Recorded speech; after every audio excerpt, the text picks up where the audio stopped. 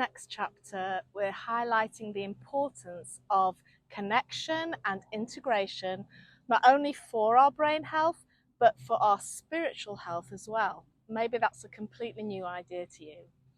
So, if you're going to find the information in this chapter helpful, read it carefully. Please remember, I'm not writing a science book. I simply want to expand your understanding and hopefully your experience of why and how we need to engage our whole brain in our faith in order to experience intimacy with God. I'll be introducing you to the fact that our brains are dual processors. They each play their part. They specialize in something different. They have different responsibilities.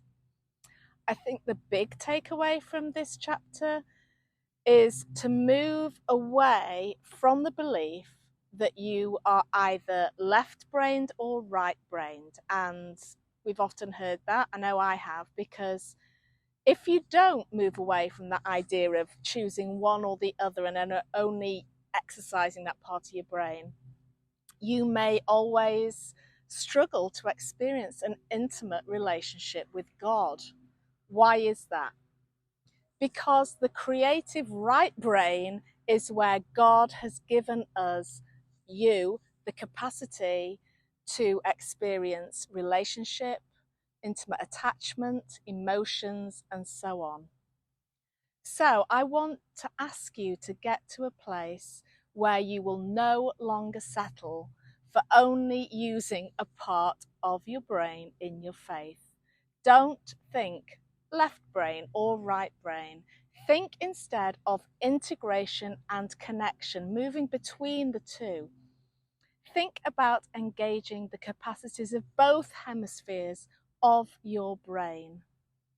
And maybe up until now, you've not been aware that the Western Church has an almost exclusively intellectual left brain approach to Christianity.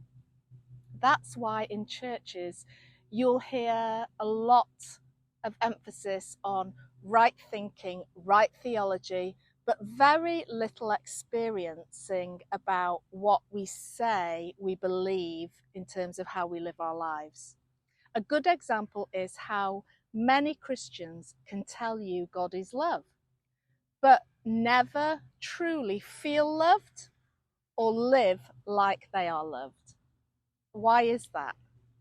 Because there is a disconnect between their intellectual left brain faith and their relational right brain.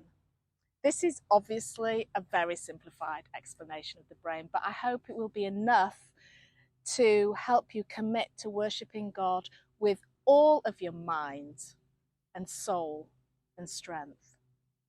Take your time reading this chapter, let it sink in, and ask yourself whether you've been limiting how you connect with God and work out your faith. If you have, all that can change. It's up to you.